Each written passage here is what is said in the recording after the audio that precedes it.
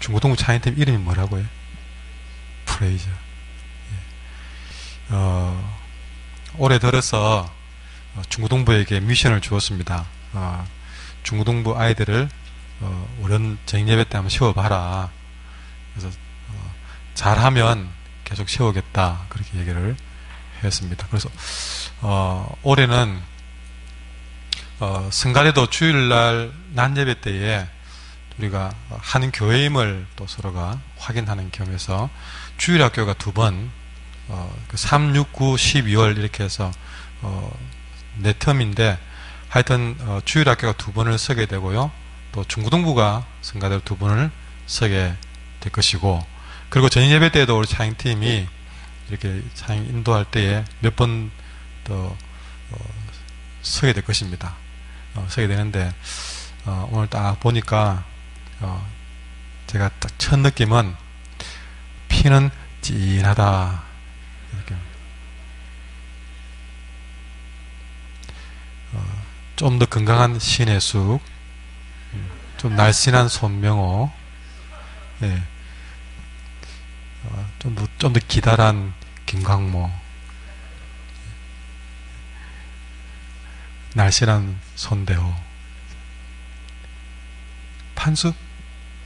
판수. 예. 도저히 아빠를 못 따르는 한 여자. 너무나, 얼마나 긴장이 되겠습니까? 긴장이 되는데, 이리 서봐야, 애들이 좀 더 성장할 수 있을 것 같아요.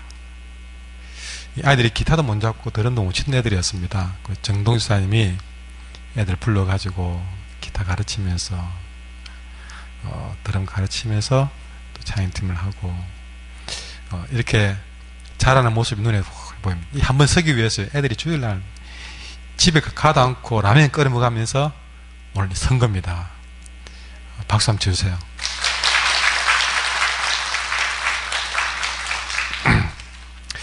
저는 개인적인 추억이 있다면, 제가 고등학교 때에 제가 다니는 교회 중고등부 찬양팀인데 제 친구들이거든요. 친구들이 남녀 8명이 정말 잘했습니다. 제 친구라서 자랑을 더 하고 싶어도 못하는데요. 이 8명이 교회 행사 중창팀 나가면 그냥 아예 다른 교회에서 1등을, 제가 좀 죄송하지만 1등은 포기를 했습니다. 다 졸업하면서 성악까지 하게 했지만 정말 잘했어요. 근데 그 중에 한 명, 베이스 한 명이 빠져버렸어요. 어째 빠지게 돼가지고 누가 할고 하다가 네가 한번 해볼래? 그래서 제가 들어간 게, 제가 그 팀에 들어가게 되었어요. 그래서 원래 그 팀 잘하고 있었고 저는 그냥 덤으로 끼인 겁니다. 덤으로 끼었는데 그게 제가 계속 지금까지 기타를 메고 찬양 인도하게 될 첫걸음이었다는 사실이죠. 저는요, 앞에 서서 말도 못하는 사람인데 노래는 더 못합니다. 제가 오디션 한번 가가지고 마산 시내 고등학교, 연합고등학교 합창단이 있었는데 오디션을 갔는데요, 한국을 못했습니다. 얼마나 떨리든지요. 얼마나 떨리든지요. 예. 찬양하라 내 영혼아, 이 한마디를 다 못 갔습니다. 침이 왜 그래 나오는지 막 무슨 폭포수를 넣는지 막 얼마나 긴장하면요 2가지거든요. 입이 쫙 마르든지 아니면 막 침이 샘솟듯이 둘 중에 한 가지인데 그날은 침이 샘솟아 버렸어요. 그러니까 한마디만 할 때마다 침이 솟아 노는 바람에 저는 제가 하는데 그 앞에 여학생들이, 제가 특히 제일 무서운 사람이 여학생들이거든요. 교복 입고 앉아있는데 제가 얼마나 전부 다 웃기나 내보다 더 빨갛거나 그렇거든요, 얼굴이. 저는 이제 끝났다. 긍휼 점수로 합격시켜줘가지고 얼마나 부사해 보이겠습니까? 그렇게 했으니까요. 근데 그 이후로 한 해도 찬양사역을 안 해본 적이 없다는 사실이죠. 그때가 80년이었으니까요. 90년, 2000년, 2010, 3, 40년을 찬양 속에 살게 됐단 말이에요. 이 중에 한 명이 나올지 모르겠어요.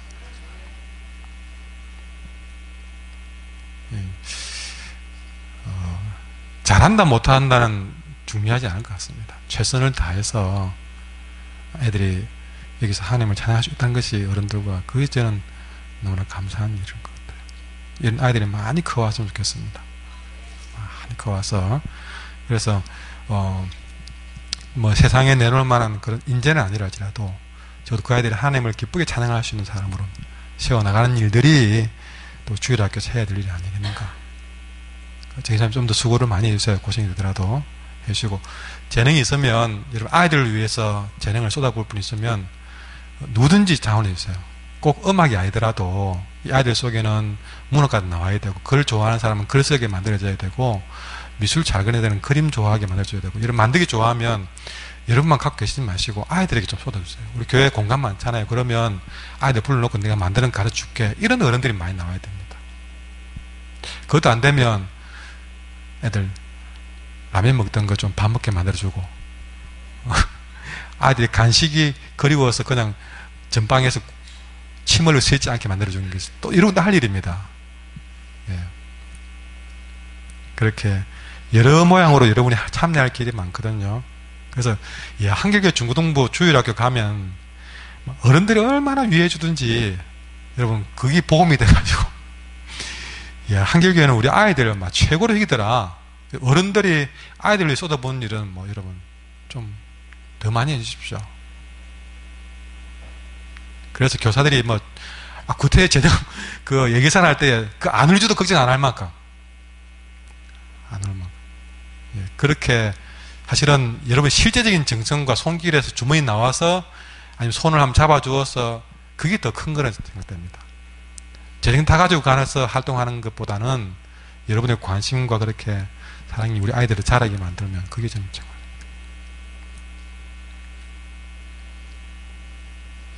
교사들도 여러분 스승의 주일 되면 학교 선생님 안 줘도 괜찮습니다. 죄송하지만 안 줘도 주면 더 좋겠, 이렇게 뭐 챙겨주면 좋겠지만 우리 주일학 선생님을 더 챙겨주셔야 됩니다. 아멘 안 할깁니까? 여러분의 아이들이 영을 여러분 부모 대신에 기도해주고 말씀을 가르치는 그게 그분의 스승이잖아요. 진짜 스승이잖아요. 그런 우리의 생각이 바뀌어져야 됩니다.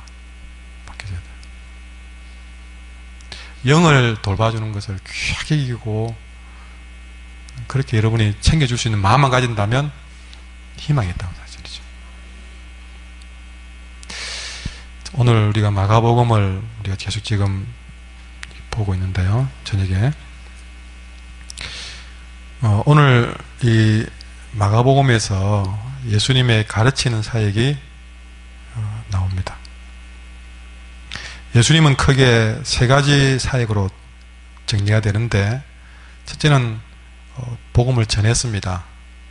그리고 가르쳤습니다. 그리고 치유를 했습니다.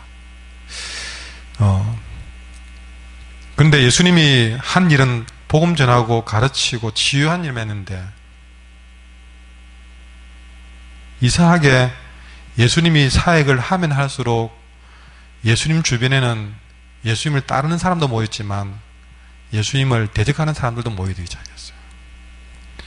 여러분 이제 누가복음을 보든 마가복음을 보든 우리가 주일날 마태복음 보고 또 저녁에는 마가복음 보고 새벽에는 누가복음 보고 이렇게 나가면요, 이상하게도 주님을 따르는 사람 못지않게 주님을 대적하는 사람들의 무리가 늘어난다는 사실이죠.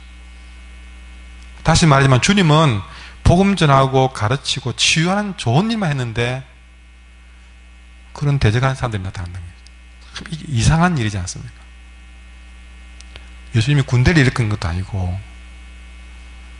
그런데 여러분 우리가 1장 지금 보고 있는데 2장으로 넘어가면 벌써 말씀을 듣는 서기관들의 마음에서 점점 반감이 생기기 시작합니다. 2장 6절 7절에 보면요, 그것이 2장 16절 넘어가면 제일 먼저 예수님께 바로 반감을 표현을 못하고 예수님을 따른 제자들에게 야, 너 스승 왜 그러니?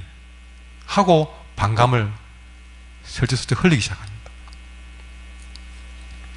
그러다가 2장 18절 들어가면서 이제는 제자들에게도 해도 전달 안 되니까 바로 대놓고 예수님께 문제를, 반감을 표시합니다.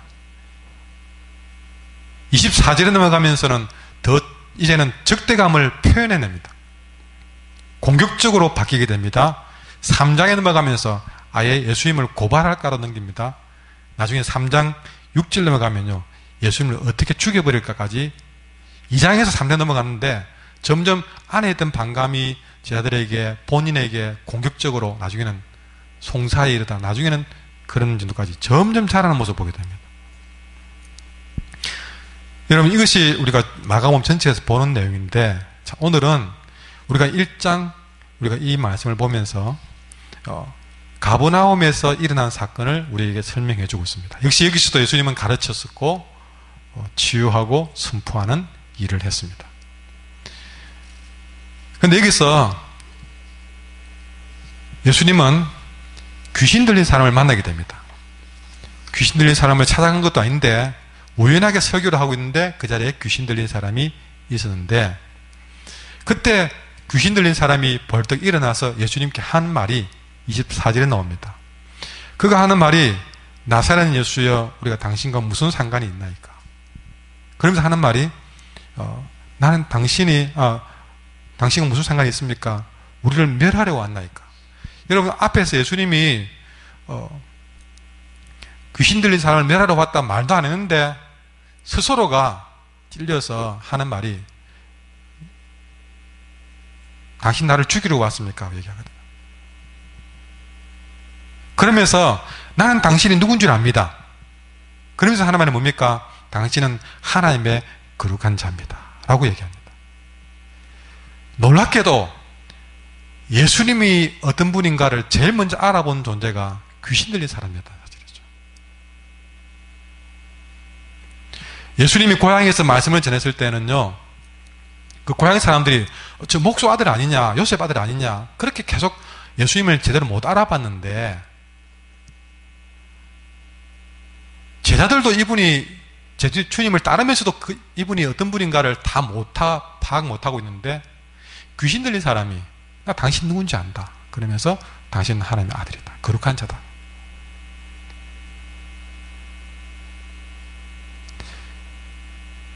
근데 여러분, 우리가 오늘 이 장면은 이런 장면만 보인 게 아닙니다. 오늘 이 장면에서 우리에게 놀라운 말씀을 우리에게 보여주고 있습니다. 그 얘기를 하려고 하는데요, 여러분, 우리는 오늘 이 본문에서 내용은 아주 간단합니다. 뭐냐면 예수님이 가르치는데 귀신 들린 사람이 등장합니다. 예수님과 귀신 들린 사람이 이야기를 주고받는데 갑자기 귀신 들린 사람에게서 귀신이 쫓겨나 버립니다. 다르게 한 것도 아닌데 그냥 대화를 나누는데 귀신이 그에게서 쫓겨나 버립니다. 이것이 오늘 본문의 내용입니다. 여러분, 이 본문에서 우리에게 말씀해 주는 것은, 오늘 본문은 우리의 죄와 관련된다는 것을 말씀해 주고 있습니다. 자, 그럼 어떻게, 오늘 본문에는 죄라는 단어가 전혀 없는데 왜 이 본문이 죄와 관련된다는 말인가? 오늘 본문의 말씀을 잘 설명해 들어보면 여러분이 깨닫게 될 것입니다. 무엇보다 여러분, 우리가 지난주에도 말씀드렸는데 앞에 본문을 한번 읽어보면 오늘 본문이 어떻게 전개되는지 알 수가 있는데, 그리고 왜 죄와 관련되는지를 알 수가 있습니다. 여러분, 지난번에 제가 설교를 했는 중에 기억을 하시면 될 것 같습니다. 예수님이 먼저 시몬과 안드레에게 나를 따라오라 그랬고, 그리고 세베대의 아들 야고보와 요한에게 나를 따라오라 했던 장면이 우리 지난번에 설교를 했습니다. 그런데 그를 그렇게 제자로 삼으시면서 하는 말이, 너희는 사람을 낚는 어부가 되게 하리라 그랬거든요. 그래서 우리가 지난번에 말씀은 사람을 낚는 어부가 되게 하라고 부르시는 그 장면이고, 그러면 그들을 사람을 낚는 어부로 불렀다면 분명히 여러분 그 다음에는 이들이 사람을 낚는 어부로서 어떤 일을 하는지, 어떤 사람을 낚아야 되는지를 오늘 본문은 말씀해 줄 것입니다. 성경은 분명히 앞뒤에 연결되거든요. 지난번에 설교에서 너희는 사람을 낚는 어부가 되라, 그러려면 무엇을 희생해야 될 것인가, 그 얘기를 했다면, 그렇게 희생을 하고 그들이 인생의 모든 중량을 다 내버려 놓고 주님을 따르면서 사람을 낚는 어부로 산다면, 여러분, 성경은 이들이 나서가지고 어떤 일을 하는가, 그러면 사람을 낳는 건 뭔가, 그걸 오늘 본문에 얘기할 거란 것이죠. 그걸 제가 그 얘기를 할 겁니다.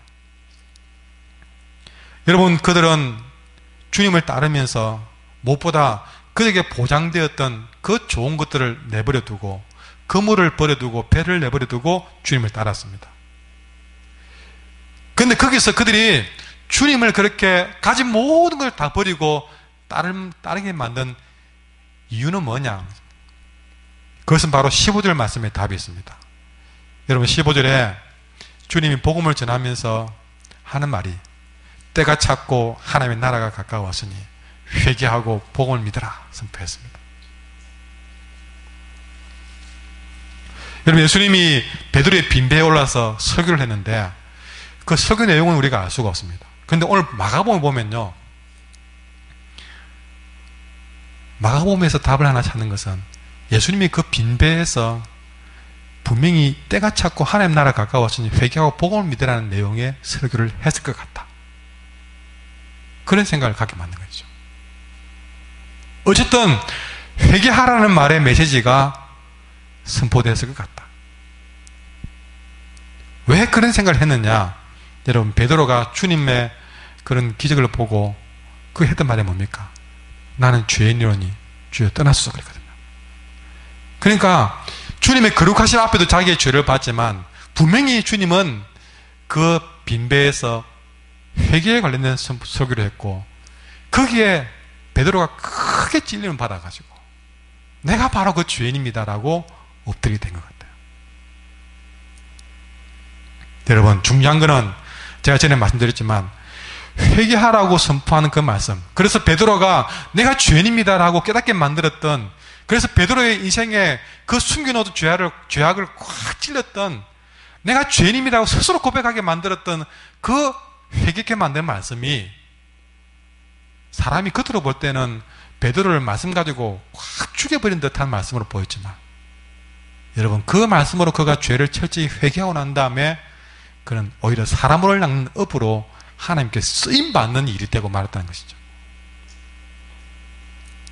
그러니 우리의 죄를 지적하고 회개케 하는 말씀은 나를 죽이는 말씀이 아니라 나를 살리는 말씀이고, 그 말씀은 나를 쓰고자 하시는 하나님의 말씀이라는 것이죠. 제가 지난번에 새벽에도 말씀을 전했고 그 말씀을 선포했습니다. 여러분, 놀라운 것은 회개하라는 그 말씀이 잠들어 있던 하나님에 대한 열망을 일깨웠다는 사실입니다. 우리를 위로하고 격려하는 말씀만 우리를 살리는 것이 아니라, 사실은 우리를 변화시키고 우리를 살리고 우리를 잠들어도 우리를 일깨워서 쓰게 만드는 말씀이 뭐냐? 우리의 죄를 깨닫게 하시는, 회개케 하는 말씀이라는 것입니다. 여러분, 여러분 마음 가운데 여러분 마음을 회개케 하는 말씀을 두렵게 생각하지 마세요. 야, 하나님이 나의 죄를 깨닫게 만들어서 나를 살리려고 하는 것이구나, 나의 죄를 깨닫게 만들어서 나를 쓰려고 하는 것이구나 하는 마음을 가지고 오히려 나를 회개케 하는 말씀을 기쁘게 받으셔야 됩니다. 주님의 선포된 말씀을 들을 때에 내 안에 감추어져 있고 덮어놓았고 숨겨져 있던 사악한 죄의 문제가, 아무도 건드리지 못했던, 나도 꺼내지 못하고 건드리지 못했던 그 죄의 문제가 주의 말씀이 파고 들어왔을 때에, 여러분, 처음에는 그 말씀은 나를 수치스럽게 만들고 부끄럽게 만듭니다.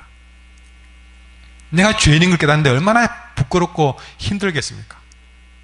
그러나 사탄은 그것을 자꾸만 덮으려고 합니다. 그러나 주의 말씀은 들어오면 하나도 남겨두지 않고 다 까져버립니다. 나도 모르는 죄까지 다 까져버립니다. 다 뒤집어버립니다. 엎어버립니다. 깨트립니다. 그때는 정신을 못 차릴 것 같습니다. 왜 하나님이 나를 정말 죽일 것 같이 느낄 만큼 그렇게 보입니다.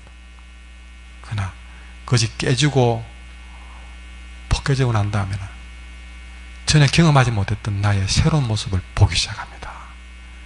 죄의 허물에 덮였을 때 보지 못했던 나의 진짜 모습을 보기 시작합니다. 바로 그것이 말씀의 역할이 된 것이죠. 여러분, 베드로와 요한, 안드레, 야고보만 그런 것이 아니라 오늘 넘어와서 가버나움 회당에 있는 사람들, 일반 사람들도 역시 그들도 주의 말씀을 들었을 때에, 여러분 21절 22절에 보시면 예수님이 가버나움 회당에서 가르치는데 사람들이 그 말씀을 듣고 그 가르침에 놀랐다고 합니다. 성경은 놀랐다고 되어 있는데 아마 그들도 뒤집어졌다라고 말을 해야 옳을 것 같습니다.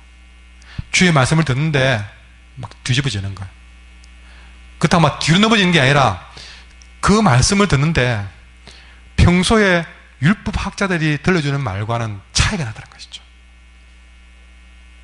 근데 원문에 보면요, 이 부분에 어떤 정도 놀랐느냐, 사람들이 정신이 멍할 정도로 충격을 받았다고 써져 있습니다. 원문에는요. 말씀을 들었는데 정신이 나갈 정도로 말씀을 듣는 것이죠. 정신이 멍할 정도로 충격을 꽉 받은 것이죠. 여러분 사랑합니다 하는데 충격 받았을까요? 아닙니다. 베드로처럼요. 그래 숨겨놓은 죄악을 햄머로 꽝 치는 듯한 충격을 받은 겁니다. 정신이 없을 정도로죠. 거기에 놀라 자빠진 것이죠. 그 가르침은요, 그들이 지금까지 들었던 그 어떤 누구에게도 들어보지 못했던 말이었던 것입니다. 분명히 여기에도 그의 죄 문제를 찢어들어오는 그런 회개케 하는 말씀이 분명하다는 것을 그들의 말 속에서 볼 수 있습니다. 그런데 끊임없습니다. 그 무리 가운데에는 충격이 갈 만큼 말씀에 충격을 받았는데, 여러분 그 중에 가장 충격받은 사람이 하나 펄떡이 나왔습니다. 그가 누구냐? 여러분 23절에 보면 마침 그들의 회당에 더러운 귀신 들린 사람이 있어서, 가장 충격을 받은 사람은 다름 아닌 더러운 귀신 들린 사람이었던 것이죠. 그 더러운 귀신 들린 사람이 그 말씀을 듣다가 벌떡 일어나서 소리를 지르기 시작합니다. 깜짝 놀라지 않겠습니까? 얼마나 충격을 받았는지 알 수 있는 부분이죠.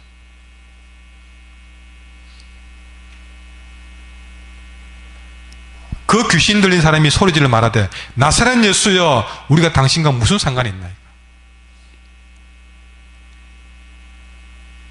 뭐 때문에 와서 그렇게 말씀을 통해서 나에게 친해한 것이죠. 우리를 멸하려고 왔나이까? 난 당신이 누군지 압니다. 하나님의 거룩한 자다.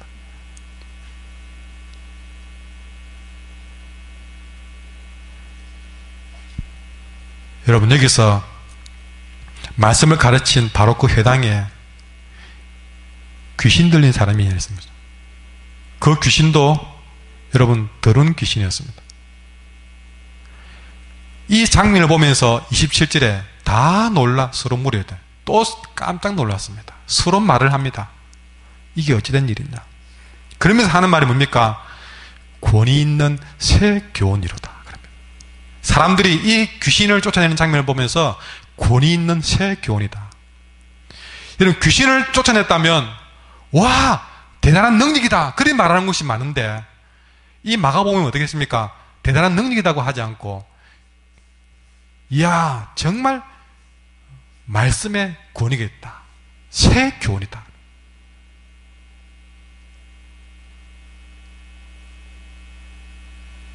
오늘 이 회당에 있는 사람들은 권위 있는 새 교훈, 다시 말해서 권위가 있는 새로운 가르침이라고 맺히면서 그 가르침이, 새 교훈이, 말씀이 귀신을 쫓아냈다고 이야기를 하고 있습니다. 과연 무엇을 가르친 것인가? 무엇을 가르쳤기에 귀신이 쫓겨나가고 그것을 두고 권위 있는 새 교훈이라고 말을 했는가? 구체적으로 그 말씀이 어떤 말씀인지 우리도 알아야만이 우리도 같은 상황에 처해지면 이렇게 권위 있는 자와 같이, 능력 있는 자 같이 귀신과 더러운 귀신 들린 자와 대적할 수 있지 않겠나.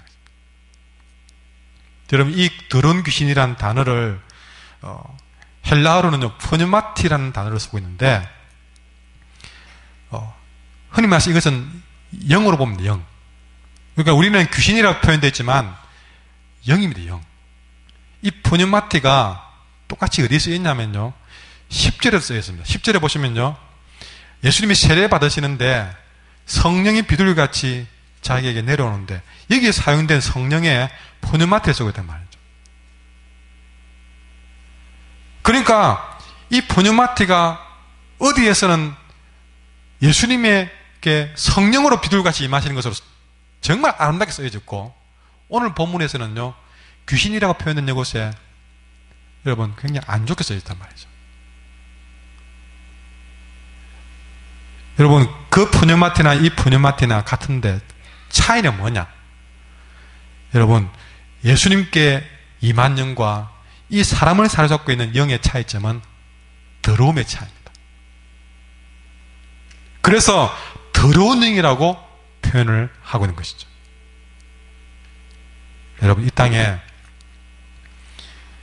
정말 예수님께 내려온 것 같은 성령이 있는가 하면, 그래서 우리가 말씀으로 살게 하고 예수님의 제자로 살게 만드는 성령이, 거룩한 영이 있는가 하면 그 사람을 사로잡아서 악하게 비참하게 만드는 더러운 영도 있다는 사실을 오늘 본문은 말해주고 있습니다. 이런 영에 우리가 사람이 다 거룩한 게 아니라는 사실이죠. 때로는 잘못된 영에 사로잡히면 이처럼 귀신 들린 자처럼 살 수도 있다는 사실입니다. 제대로 된 영에 사로잡히면 예수님처럼 살 수도 있고, 그러나 잘못된 영에 사로잡히면 이렇게 귀신 들린 자로 살 수 있다는 사실입니다.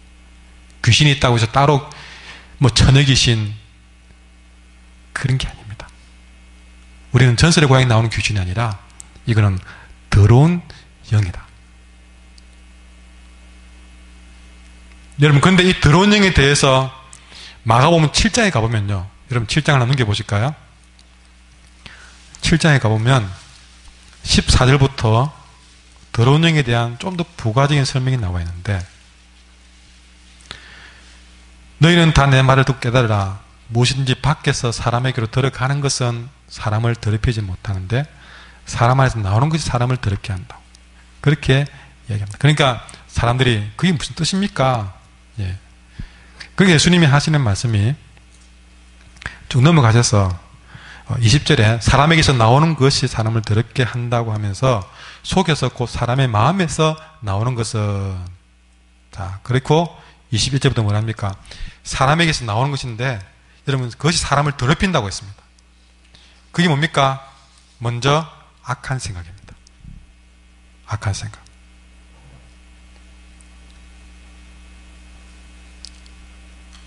오늘 낮에도 생각을 얘기하면서 사탄도 생각 중에 역사하고 하나님도 생각 중에 역사한다고 했습니다. 한 번 더 생각해서 사탄에게 사로잡힌 생각을 했으면 그 사람은 더 악한 생각을 하게 될 것입니다. 한 번 더 생각하더라도 하나님께 말씀에 사로잡힌 생각은 그 사람을 살리는 생각을 하게 만든 것이죠. 그런데 이들은 악한 생각이 여러분 더러운 영에 의해서 나왔던 열매입니다. 내 마음에 악한 생각을 갖게 만드는 것은 내가 지금 더러운 영에 사로잡혀 있는 거예요. 그리고 음란한 생각, 더러운 영이 주는 결과입니다. 도둑질, 더러운 영이 그 마음을 사로잡으면 담을 넘게 만듭니다. 더러운 영이 들어가면 살인할 마음이 생깁니다.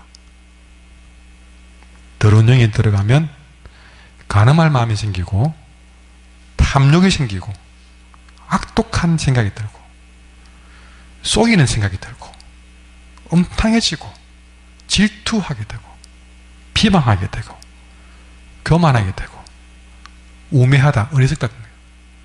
이것들이 왜 이런 것이 내 마음에 생기느냐? 더러운 영이 내 마음에서 이런 걸 만든다는 것이죠.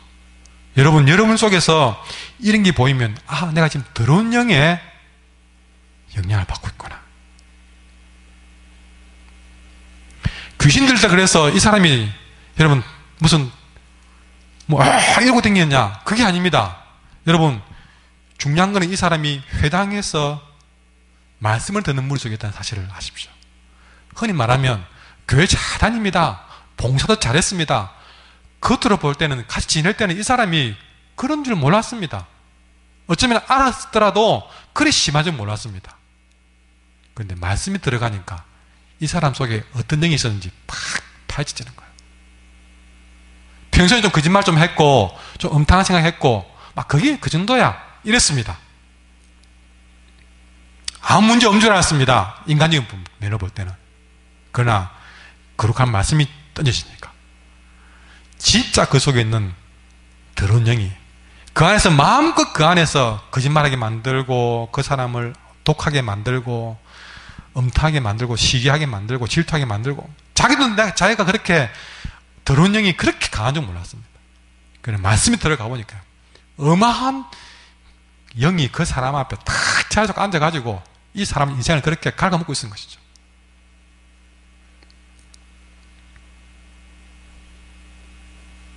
그런데 이걸 누가 깨닫게 해주느냐? 하나님 말씀이 던져지는 순간에 알았던 사실입니다. 말씀이. 여러분 말씀이 그에게 안 던져지고 이 사람이 그 더러운 영에 사로잡혀서 평생을 그렇게 살았다면 그가 갈 곳은 하나밖에 없습니다. 그러나 지금이라도 그 말씀이 그 영에 던져져서 그 더러운 영이 쫓겨남으로 인해서 그는 드디어 새 인생을 찾은 것입니다. 이 더러운 영이 들어와 있으면요, 내가 병 걸린 줄도 모르는 것처럼 더러운 영이 사로잡힌 줄도 모르고 거기에 지배를 당하고 거기에 조동을 당하며 살 수밖에 없습니다.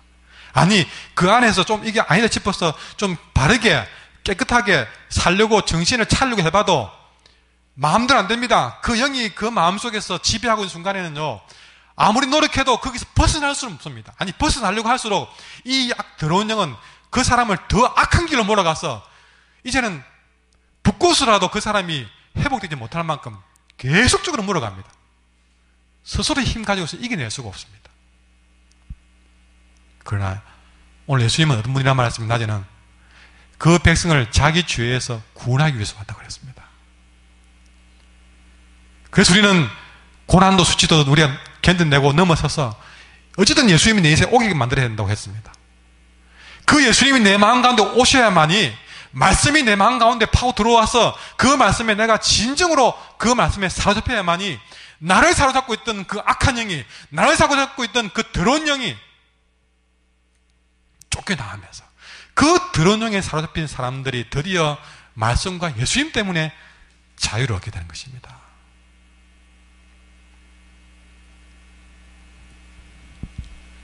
여러분 듣고 싶지 않아도 여러분의 양심을 찌르는, 여러분의 마음을 찌르는 말씀을 저는 전할 수밖에 없습니다. 여러분이 그 말씀을 듣고 아파해도 의사가 그 환자가 칼을 뗄 때에 아프다고 칼을 떼면 그게 살리는 것입니까? 아니거든요. 말씀 때문에 아파하는 일이라면, 그래서 그 말씀 속에서 더러운 영이 발동을 하고 그들가 이 귀신 들린 사람처럼 소리치더라도 그럴수록 더 말씀으로 그 영을 수술할 수밖에 없습니다.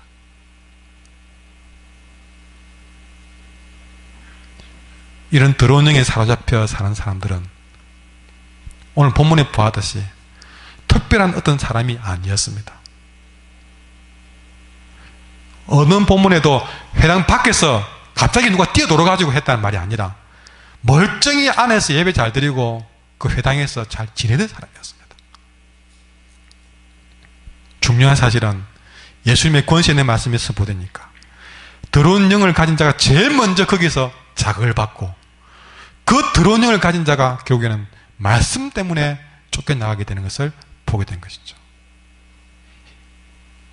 사람을 낳는 업으로 보내진 사도들은 이런 사람들을 찾아서 더러운 영에 사로잡힌 자들에게 말씀을 통해서 그 더러운 영을 쫓아내고 그를 그 더러운 영으로부터 자유를 얻게 하는 이 일이 바로 사람을 낳는 어부들이 해야 될 일이었다 하는 것입니다. 여러분, 어쩌면 우리는 모두 다 예수님의 가르침이 필요하고 우리 안에 있는 더러운 영이 우리도 우리를 사로잡고 있기 때문에 우리도 이 말씀이 필요한 인생이라고 저는 생각합니다. 그런데 이 사악한 영은 다시 말하지만 우리의 힘으로 노력으로는 쫓아낼 수가 없는 존재입니다. 사도 바울마저도 그가 선하게 살려고 마음을 먹었지만 늘 그 안에 있는 죄 때문에 그도 실천을 못했다고 로마서에서 말하고 있지 않습니까? 우리 힘으로는 그 악한 영을 이겨낼 수 없습니다. 그러나 주의 말씀이면 가능할 줄 믿습니다. 시편 119편 130절에 보니까 주의 말씀을 열면 빛이 빛이어서 우둔한 사람을 깨닫게 한다고 그랬습니다. 주의 말씀을 여는 순간에 그동안에 보지 못했던 빛이 내 안에 비치워서 우둔한 우리 인생을 깨닫게 만들어주는 것이죠. 히브리서 4장 12절 13절에 보니까 하나님의 말씀은 살아있고 활력이 있어서 좌우의 나릿은 어떤 금보다도 예리한데 그 말씀은 그 당시 최고로 날카로운 칼보다 더 예리했다고 말합니다. 예리하여서 그 말씀이 들어오는 순간에 어떤 느낌이냐? 혼과 영과 및 관절과 골수를 찔러서 쪼개기까지 하는 것이죠. 말씀은 그런 것입니다. 말씀은 들어와서 우리의 혼과 영과 관절과 골수를 찔러 쪼갭니다. 또 마음의 생각과 뜻을 판단합니다. 밝혀 보여줍니다. 너 생각이 어떤지, 너 안에 어떤 영이 와 있는지, 성령이 와 있는지, 더러운 영이 와 있는지, 그것을 말씀이 들어옴으로써 확연히 비춰주면서 내 안에 들어온 영이 거룩한 영인 줄 알았는데 알고 보니까 더러운 영이었구나. 그 영이 나를 그렇게 거짓말하게 만들고 질투하게 만들고 교만하게 만들었구나 하는 것을 판단케 하고 보여줌으로써 그 말씀 앞에 지으신 것이 하나도 그 앞에 나타나지 않음이 없다. 이 말씀의 능력 앞에, 권세 앞에 아무도 감출 존재가 없다는 것이죠. 교인들 중에 하는 말이 말씀을 전하면 목사님 내 사는 어떻게 아십니까? 누가 말했습니까? 그랬던도 제가 어떻게 합니까? 여러분 하나님의 말씀이 알기 때문에 지으신 것이 그분 앞에서 하나도 숨길 것이 없다는 것이죠. 말씀이 내 사정을 다 보고 있듯이 내 마음에 파고 들어오는데 그 뒤에 뭐라고 되어 있냐면 히브리서 4장 13절에 우리의 결산을 받으실 이의 눈앞에, 여러분 우리 인생의 결산을 받을 분은 하나님이십니다. 우리 인생의 결산을 받으실 하나님의 눈앞에서 만물이 벌거벗은 것까지 드러납니다.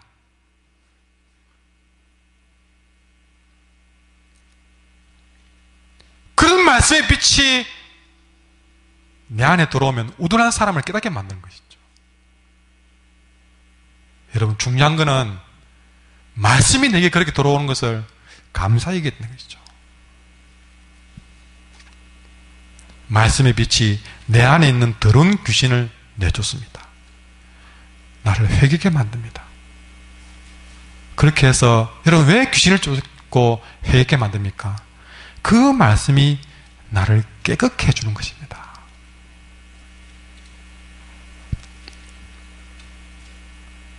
제가 한 번은 목욕탕에 때를 미는데 아이고 그때는 무슨 힘이 생겼는지 때를 너무 세게 밀어가지고 피부가 뻗어져. 양말을 신는데 따가워가지고 내가 미쳤지 왜 그랬네. 여러분 우리가 그 말씀의 때가 더러운 영이 많이 끼면 끼일수록 아플 겁니다. 눈물 나도록 아플 겁니다. 그걸 벗겨내야만이 그 말씀은 우리를 그렇게 깨끗하게 만들기 위해서 벗겨냅니다. 날 회개하게 만들고 자꾸 깨닫게 만들고 회개하게 만들어서 결론은 뭐냐? 우리의 결산을 받으실 그분 앞에서 다 드러나도 부끄럽지 않도록 말씀을 나를 씻어주고 있는 것이죠. 내 안에 있는 그 말씀이 들어옴으로써 내 안에 있는 더러운 영이 쫓겨나고, 그래서 내가 그동안에 교만에 사로잡혀서 질투에 사로잡혀서 살던 모든 것들이 이제는 내가 노력 안 해도 그냥 질투 안 하고 살게 되고 그렇게 바뀌는 것이죠. 더러운 영이 나가면 누가 옵니까? 거룩한 영이 들어와서 내 인생을 지배하기 시작하면 그렇게 거룩하게 살려고 노력 안 해도 그분이 되게 하시는 일들이 벌어지는 것이죠. 찬양만 해도 감사가 나오고 바르게 살려고 노력 안 해도 다 바른 길로 가게 되고 말에서 나오는 말이 달라지고 나를 지배하는 영이 무엇냐에 따라서 우리 인생이 달라지는 것입니다. 따라합시다. 말씀의 빛으로 나를 더욱 깨끗게 해주시옵소서. 이것이 오늘 우리에게 말씀을 주는 이유입니다. 언제나 그 말씀은 우리를 그렇게 할 줄 믿습니다. 이제 다 나오셔서 함께 찬양합니다.